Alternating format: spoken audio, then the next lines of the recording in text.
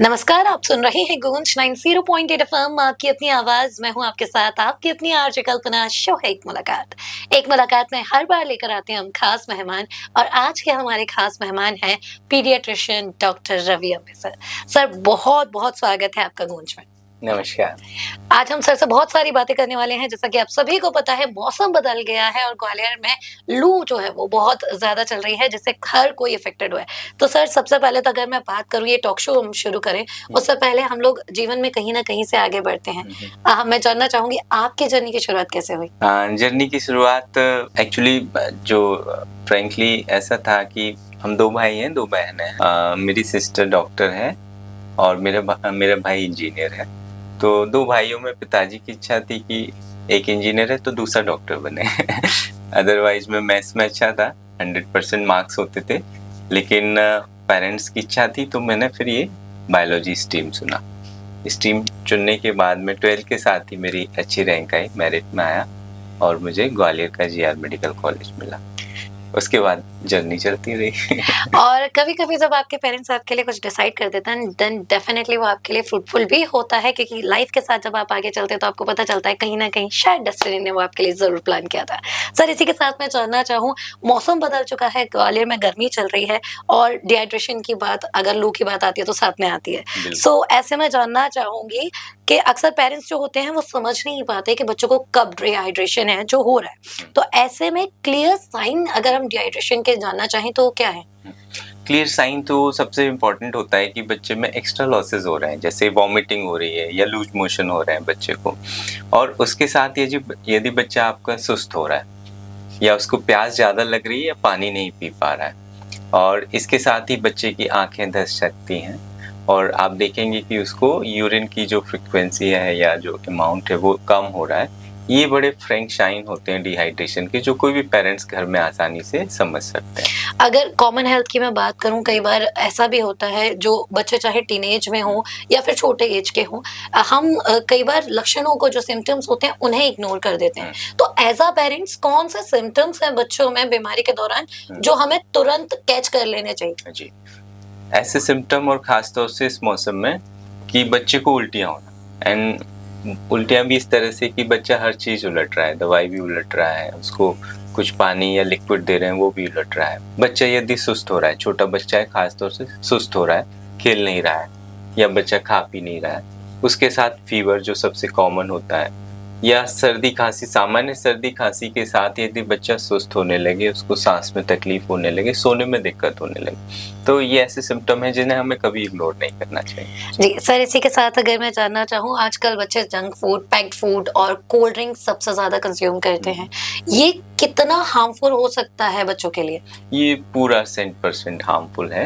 ये junk food से बच्चों में आजकल देखेंगे मोटापा, ओबेसिटी बढ़ रहा है, मेटाबॉलिक सिंड्रोम की तरफ बच्चे जा रहे हैं जिसमें उनका ब्लड शुगर हाई रहने लगता है, ब्लड प्रेशर हाई रहने लगता है, मोटापा होता है शरीर में, आप देखें चर्बी अधिक होती है, बच्चों का स्टेमिना कम होने लगता है, थोड़ा सा चलने से थकने लगते हैं, स्पोर्ट्स नहीं कर पाते हैं, उस बच्चे स्पोर्ट्स को अवॉइड करने लगते हैं, उन्हें सीडेंट्री बैठ के कुछ काम करना, बैठ के पढ़ना, बैठ के टीवी देखना, मोबाइल देखना या बैठ के किताबें पढ़ना ज़्यादा अच्छा लगने लगता है। तो ये हमारे ख़ास तौर से हमारी जो सीडेंट्री लाइफ़स्टाइल है, फूड का, फ़ास्ट फूड का असर पड़ रहा है। कोल्ड ड्रिंक है, फ़ास्ट फूड है, कहीं न कहीं इनमें प्रिजर्वेटिव अधिक होते हैं और ये प्रिजर्वेटिव बच्चों में एलर्जी बढ़ा रहे हैं। एलर्जी में जैसे बच्चों को छींकें आना, जुकाम बार-बार होना, खाँसी, कई दिनों तक खांसी बनी रहना, ठीक ना होना, उसके साथ बच्चों को वीजिंग, सांस लेने में आवाज़ें आती हैं, सांस लेने में तकलीफ होती है, उनकी स्लीप डिस्टर्बेंस होती है और इसके साथ ही कई बार स्किन एलर्जी भी बच्चों में बढ़ने लगती है, स्पेशली जो छोटे बच्चे होते हैं, 2 साल से छोटे बच्चे होते हैं। ये सब हमारे फूड का, हमारी लाइफस्टाइल का बच्चों के स्वास्थ्य पे इस तरह से असर पड़ता है। सर जैसे-जैसे टाइम बदला वैसे-वैसे बच्चों की लाइफ़स्टाइल चेंज हो गई है। आउटडोर एक्टिविटी कम होके सीधा स्क्रीन पे बच्चे सिमट गए हैं। ऐसे में लॉन्ग टाइम के पर अगर बच्चे स्क्रीन देखते हैं या चलाते रहते हैं कंटीन्यूअसली, क्या ये उनकी हेल्थ पर क्या असर डाल सकता है? स्क्रीन की तरफ हम जाते हैं तो हम देखते हैं कि स्क्रीन का ग्रेजुअली एक्सपोजर बच्चों को हुआ है और कोविड टाइम से कुछ अधिक हुआ है। कोविड में एक जो स्क्रीन एक्सपोजर है या स्क्रीन के प्रति लगाव है वो एक नॉर्मल उसमें आने लगा था, बच्चे उससे पढ़ने भी लगे थे, उनकी क्लासेस ऑनलाइन होने लगी थी।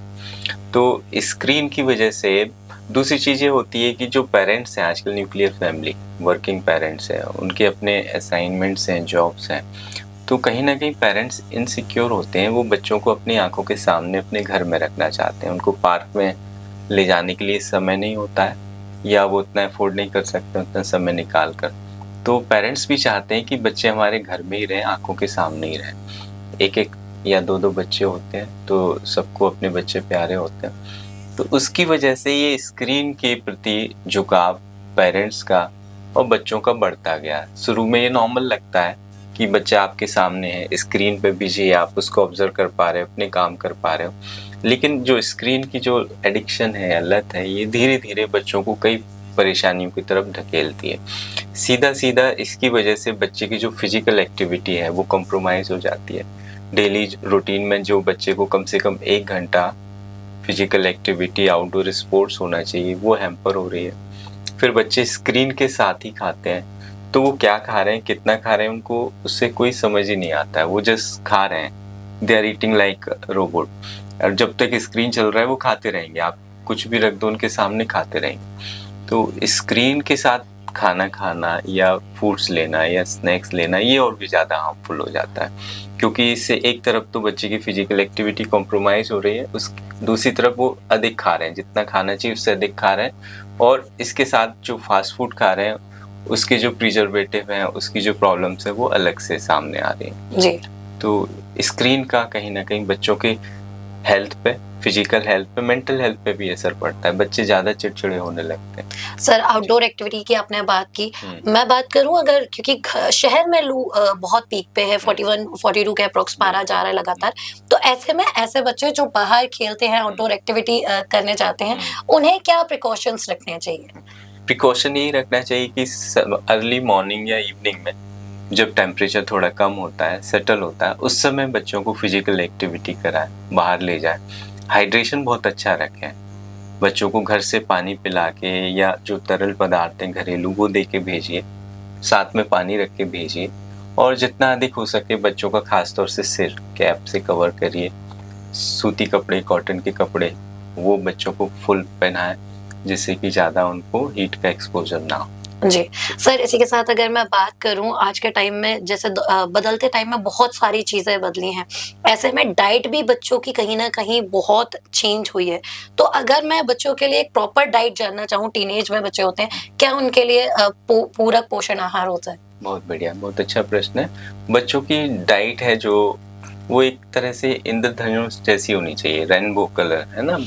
रेनबो कलर से मतलब ये नहीं कि उसमें कोई आर्टिफिशियल कलर हो, नेचुरली कलर्स होने चाहिए। जैसे कि राइस है, वाइट कलर है उसका, फिर वेजिटेबल्स हैं, फिर फ्रूट्स होते हैं। तो जो नेचुरल कलर है वो सबका समावेश होना चाहिए। जो जितना मैंने देखा है कि बच्चे आजकल काफ़ी फूड फैट्स हो गए हैं, उन्हें कोई एक पर्टिकुलर चीज़ ही खानी होती है और वही खाते हैं वो। तो जो आहार, जो पोषण आहार होता है, जो डाइट होती है, आइडियल डाइट होती है, उसमें बच्चे को कार्ब होने चाहिए, प्रोटीन्स होने चाहिए, उसमें एंटीऑक्सीडेंट के लिए उसमें फ्रूट्स होने चाहिए, माइक्रोन्यूट्रिएंट के लिए फ्रूट्स होने चाहिए, उसमें लिक्विड भी होना चाहिए, और उसमें साथ में फैट होना चाहिए रिक्वायर्ड क्वांटिटी के हिसाब से, बहुत अधिक फैटी ना हो बट वो होना चाहिए, सैलेड होना चाहिए। ये सारी चीज़ें जब बच्चों को मिलेंगी तो डेफिनेटली वो ज़्यादा हेल्दी हों। और यकीन मानिए, जितनी कलरफुल आपकी थाली होगी उतनी ही कलरफुल आपकी ज़िंदगी भी होगी। तो कोशिश कीजिए आर्टिफ़िशियल जो चीज़ें हैं उन्हें छोड़िए, पैक्ड फूड को छोड़िए, और जितना ज़्यादा आप अपनी थाली को रंग-बिरंगा करेंगे, उतनी ज़्यादा आपकी लाइफ़ और हेल्दी होने वाली है। सर, इसी के साथ मैं जानना चाहूँगी, टीवी ने एक बड़ा इम्पैक्ट हमारे ऊपर डाला है, क्योंकि जब भी विज्ञापन आते हैं वो हमारी डेली लाइफ़स्टाइल में छाप छोड़ जाते हैं। तो ऐसे में सप्लीमेंट्स की अगर हम बात करें, बच्चों को सप्लीमेंट्स दिए जाते हैं। क्या सप्लीमेंट्स देना ज़रूरी है, या फिर डाइट ही बच्चों के लिए, बच्चों का जो हेल्थ है, या फिर बात करें जो भी कमी आती है बच्चों में पोषण की, वो पूरा करती है? जी। इसमें 2 चीज़ें हैं। कई बार हमें बच्चा हेल्दी लिखता है, मतलब वेट उसका अच्छा होता है, तो अच्छा वेट है इसका ये मतलब नहीं कि बच्चे में कोई माइक्रोन्यूट्रिएंट डेफिशिएंसी ना हो। तो इसमें अगर हम एज वाइज देखें तो अलग-अलग एज ग्रुप में अलग-अलग सप्लीमेंट की ज़रूरत पड़ती है। ख़ास तौर से जो न्यूबॉर्न बेबीज़ होते हैं, उनको विटामिन डी की ज़रूरत होती है, और ये 1 ईयर तक उनको दिया जाता है। फिर हम देखते हैं कि जो हमारे टीनेज बच्चे होते हैं, एडोलसेंट बच्चे होते हैं, उनमें कई बच्चों में आयरन डेफिशिएंसी और विटामिन बी 12 डेफिशिएंसी, साथ में विटामिन डी डेफिशिएंसी बहुत कॉमनली पाई जाती है। तो ऐसा नहीं है हमें हर बच्चे को सप्लीमेंट देना है, बट यस, जिसको जैसे रिक्वायरमेंट है, एक हमें डॉक्टर की सलाह से वो सप्लीमेंट ले सकते हैं। और सप्लीमेंट भी ऐसा नहीं कि हम इनफाइनाइट टाइम के लिए लेंगे, वो एक रिकमेंडेड ड्यूरेशन होता है। इसमें सबसे इम्पॉर्टेंट ये होता है कि हमारे बच्चों को खासतौर से आयरन, फॉलिक एसिड, ये बहुत ज़रूरी होता है। ये सभी बच्चों को ज़रूरी होता है और साल में कम से कम उन्हें 3 महीने के लिए हमें आयरन की दवा या टैबलेट देनी चाहिए। जी, तो जब भी आपको कभी ऐसा लगे कि आपके बच्चों को न्यूट्रिशन की ज़रूरत है, सप्लीमेंट्स की ज़रूरत है, तो खुद डॉक्टर बिल्कुल ना बने, डॉक्टर की सलाह ज़रूर लें, क्योंकि आपका एक छोटा-सा स्टेप एक बड़ी प्रॉब्लम आपके लिए इन फ्यूचर क्रिएट कर सकता है। सर, इसी के साथ मैं बात करूँ, हम सप्लीमेंट्स की बात करें, डाइट की बात करूँ, आजकल के जो माएँ हैं, फॉर्मूला मिल्क का बहुत यूज़ करती हैं। ऐसे में क्या फॉर्मूला मिल्क जो है, वो माँ के दूध के बराबर ही बच्चे को पोषण देता है? या अगर मैं जानना चाहूँ कंपैरेटिवली, ये कितना सेफ है बच्चों के लिए? जी, तो जो सबसे सेफेस्ट होता है वो मदर मिल्क होता है, खास तौर से इन्फेंट के लिए। क्यों बोलते हैं माँ का दूध अमृत है? अमृत इसलिए होता है कि माँ का दूध वो एक केवल न्यूट्रिशन नहीं होता है, वो एक लाइफ फ्लूइड होता है। उसमें एंटीबॉडीज़ होती हैं, लाइफ सेल्स होती हैं, एंटी इन्फेक्टिव प्रॉपर्टी होती हैं, और उसमें ऐसी प्रॉपर्टीज़ होती हैं जो आगे जाके बच्चे को हाइपरटेंशन, बीपी, शुगर और मेटाबॉलिक प्रॉब्लम से भी बचाते हैं। तो जब हम बात करते हैं कि बच्चे को जैसे ही जन्म होता है, उसके जन्म के 1 घंटे के अंदर माँ का दूध शुरू करना चाहिए और 6 माह तक केवल और केवल माँ का दूध देना चाहिए। 6 माह के बाद उसको पूरक आहार, कॉम्प्लीमेंट्री फीडिंग के तौर पर घर का जो खाना होता है वो स्टार्ट करना चाहिए, और ये माँ का दूध 2 साल तक कंटिन्यू कर सकते हैं। बट कई बार पेरेंट्स को ये जानकारी नहीं होती है, या अपने उनके कुछ प्रेफरेंसेस होते हैं, प्रॉब्लम होती हैं, तो वो बच्चों को माँ के दूध की जगह फार्मूला फीड देने लगते हैं। तो फार्मूला फीड के साथ बच्चे को जो न्यूट्रिशन मिलता है वो तो मिल जाता है, लेकिन वो अधूरा होता है, और उस फार्मूला के साथ कहीं ना कहीं बहुत ज़्यादा रिस्क होती है कि बच्चे को इन्फेक्शन हो। इन्फेक्शन बच्चों में डायरिया, निमोनिया, कान का इन्फेक्शन या ब्लड में इन्फेक्शन, सेप्सिस के तौर पे आता है, और छोटे बच्चों में इस तरह के इन्फेक्शन कई बार जानलेवा होते हैं। तो फार्मूला की ये एक बड़ी रिस्क है। दूसरा, जो बच्चे फार्मूला फीड पे होते हैं, ऐसा देखा गया है कि उनमें आगे जाकर उनमें मेटाबॉलिक डिसीजेस जैसे डायबिटीज़ है, ब्लड प्रेशर है, या एलर्जीज़ हैं, वो ज़्यादा देखने में आती हैं। तो ये फार्मूला के साथ कुछ इनहेरेंट रिस्क हैं।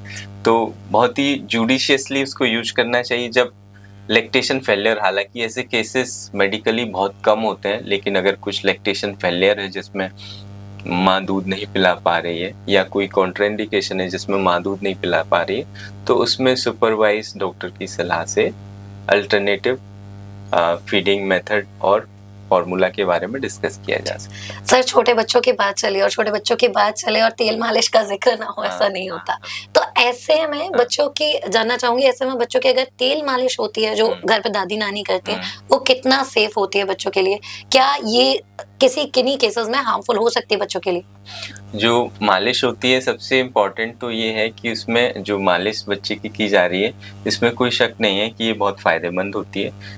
इसमें उसकी न्यूट्रिशन वैल्यू होती है, जो ऑयल से मसाज करते हैं वो ऑयल स्किन से एब्जॉर्ब होता है, बच्चे को न्यूट्रिशन देता है। फिर इसमें टच होती है, ये जो प्यार होता है ना, वो पेरेंट्स से, ग्रैंड पेरेंट्स से बच्चे को मिलता है। और इसमें काइनेस्थेटिक स्टिमुलेशन होता है, जो जो रिसेप्टर्स होते हैं स्किन में, वो स्टिमुलेट होते हैं। तो ये बच्चे के होलिस्टिक डेवलपमेंट में बहुत सहायक होता है।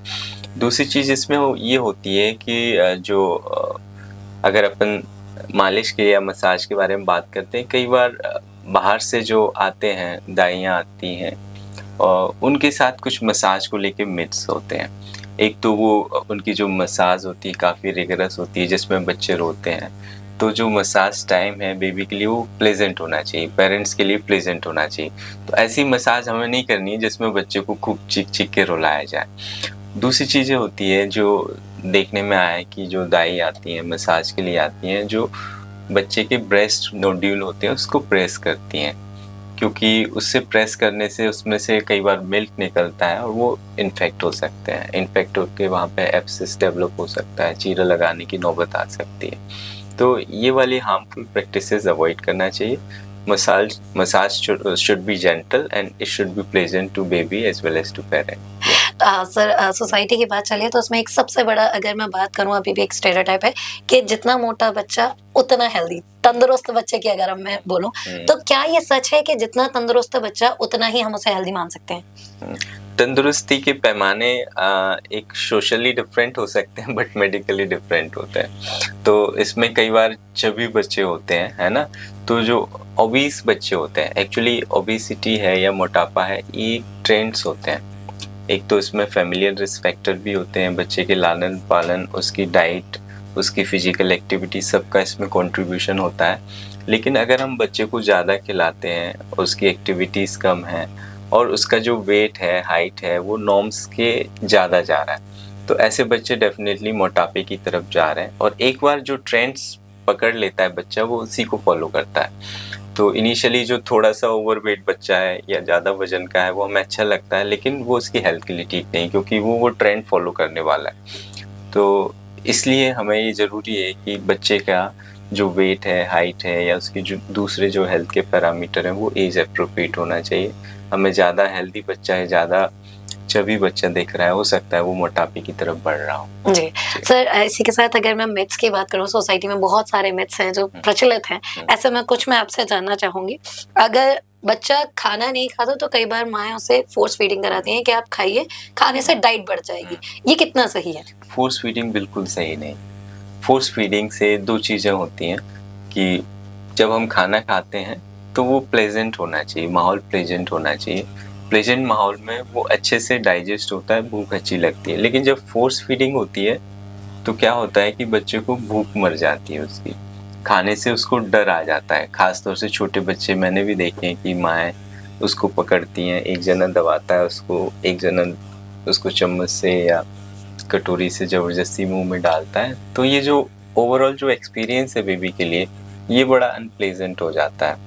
अनप्लेजेंट एक्सपीरियंस से क्या होता है, बच्चे को भूख भी लग रही होती है, लेकिन वो कटोरी और चम्मच देख के वो डर जाता है। उसका जो एक्सपीरियंस है कि अभी आएंगे, मुझे दबाएंगे, ज़बरदस्ती खिलाएंगे, तो इससे अगर बच्चे को भूख भी लगी है तो वो नहीं खाएगा, और जो खाएगा वो उसको उतना अच्छा शरीर में नहीं लगेगा। एक और मिथ है सर कि एसी में रहने से बच्चे बीमार हो जाते हैं, ये किस हद तक सही है? नहीं, ऐसा नहीं है। एसी में रहने से बच्चे बीमार नहीं होते हैं, बट लेकिन बच्चे को ओवरऑल नेचर का भी एक्सपोजर होना चाहिए। ये नहीं है कि हम सुबह 6 बजे भी एसी चला रहे हैं। मॉर्निंग है तो बच्चे को बाहर मॉर्निंग में हमें आउटडोर भी ले जाना चाहिए। बच्चे को सनराइज भी दिखाएं, सनसेट भी दिखाएं, बाहर की हवा में भी उसको लुत्फ लेने दें, खेलने दें, और घर में है तो एसी को यूज कर सकते हैं। इसी के साथ बच्चों को धूप में खेलने देना ही उनकी इम्यूनिटी बढ़ाता है, मतलब जितनी ज्यादा धूप उतनी अच्छी हेल्थ। हाँ, सन एक्सपोजर का एक फ़ायदा ये होता है कि जो हमारे सन रेज होती हैं स्किन में, कोलेस्ट्रॉल से विटामिन डी सिंथेसिस करती हैं, और ये विटामिन डी इम्यूनिटी के लिए बहुत अच्छा होता है, बोन्स के लिए अच्छा होता है, मस्कुलोस्केलेटल हेल्थ। और अब विटामिन डी का रोल आप देखेंगे कि सभी सिस्टम्स और डिफरेंट डिसीजेज में कहीं ना कहीं उभर के आ रहा है। एलर्जिक डिसीजेज भी विटामिन डी की कमी से ज़्यादा फ्लोरिड होती हैं, ज़्यादा बढ़ती हैं। तो सन एक्सपोजर बच्चों के लिए बहुत अच्छा होता है। लेकिन इस गर्मी में, मई जून की गर्मी में, कभी भी डे सन बच्चे को ना देखा, अर्ली मॉर्निंग और इवनिंग उनके लिए ज़्यादा ठीक रहेगा। जी, इसी के साथ last not the least sir, आपसे एक और सवाल मैं पूछना चाहूँगी। By the time nuclear family का चलन बढ़ा है और ओनली सिंगल चाइल्ड का आजकल टाइम चल रहा है, चाहे दादी-नानी के साथ हो, सभी के साथ अगर सिंगल चाइल्ड की बात करें, तो हर जगह यही ट्रेंड देखने को मिल रहा है। ऐसे में ये चीज़ें बच्चों की मेंटल हेल्थ पर क्या असर डालती हैं? क्योंकि बदलते टाइम में जब अगर पहले की अगर हम कंपैरिज़न करें, तो एक टाइम पे जब हम बच्चे को डाँटते थे, तो शायद कहीं न कहीं वो अपने दोस्तों से शेयर करता था, या भाई-बहन 3-4 होते तो वो आपस में शेयर करते थे। लेकिन समय अब बदल गया और बच्चा अकेला है। ये क्या मेंटल हेल्थ पर बच्चे के इम्पैक्ट डालते हैं? बहुत अच्छा प्रश्न है। न्यूक्लियर फैमिली है, वर्किंग पेरेंट्स हैं, सिंगल पेरेंट्स हैं, ये अब काफ़ी कॉमन सिनेरियो होता जा रहा है। ऐसे में जो बच्चे का जो रियरिंग होती है, उनका लालन पोषण है, बच्चे की देखभाल है, वो बहुत ही प्रोटेक्टेड एनवायरनमेंट में है, बहुत ही कंट्रोल्ड एनवायरनमेंट में। तो जब भी प्रोटेक्टेड या कंट्रोल्ड एनवायरनमेंट में कोई भी चीज़ होती है तो उसके साइड इफ़ेक्ट ये होते हैं कि बच्चे की जो ओवरऑल पर्सनैलिटी है वो उभर के नहीं आती। बच्चे के जो ओवरऑल इमोशंस हैं वो कभी एक्सप्रेस नहीं होते हैं। बच्चे को भूख लगने से पहले खाना दे दिया जाता है। बच्चे को कोई चीज़ की डिमांड आने से पहले उसकी वो पूर्ति की जाती है। तो कहीं न कहीं बच्चों में पेशेंस कम हो रहा है और जो पीयर प्रेशर होता है, जो जॉइंट फैमिली का, कि वहाँ से दादाजी आए, एक चपत लगा गए, दादी ने वहाँ से डाँट दिया, या जो सिबलिंग्स हैं, कज़िन्स हैं, एक दूसरे को मार रहे हैं, खेल रहे हैं, किसी ने धक्का मार के गिरा दिया, किसी ने कुछ बोल दिया, तो बच्चों का टॉलरेंस और पेशेंस वो कम होता जा रहा है। इन चीज़ों के एक्सपोज़र की वजह से नेचुरली उन्होंने ये चीज़ देखी नहीं होती है। फिर आपके जो प्रोटेक्टेड और कंट्रोल्ड एनवायरनमेंट से जब बच्चे बाहर निकलते हैं, तो उनके लिए वो एक इंसान है, उनके लिए वो बच्चा नहीं है, उनके लिए वो आप जितना लालन पालन करते हैं, उनके लिए वो नहीं है, उनके लिए वो एक इंसान है। और जो सोसाइटी की जो रफनेस है, जब उसके सामने वो आते हैं तो कहीं ना कहीं उसको वो फेस नहीं कर पाते हैं, सस्टेन नहीं कर पाते हैं। उन्हें छोटी छोटी बातों पे बुरा लगता है, उनका पेशेंस कम होता है और उनका जो मेंटल एंड्योरेंस है वो कम होता है। तो उसकी वजह से मेंटल हेल्थ के इश्यूज डेफिनेटली बहुत ज़्यादा आते हैं। तो अगर आपका बच्चा आपसे बात नहीं कर रहा है तो जाइए बात कीजिए, क्योंकि यूँ ही नहीं कहती कल्पना, बात करने से बात बनती है। तो जब भी आपको कुछ ऐसा लगे तो डेफिनेटली अपने बच्चों के पास जाइए और टाइम स्पेंड कीजिए उनके साथ।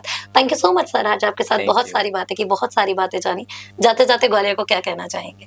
ग्वालियर को मैं कहना चाहूँगा कि जो पेरेंटिंग है, इट इज़ एन आर्ट।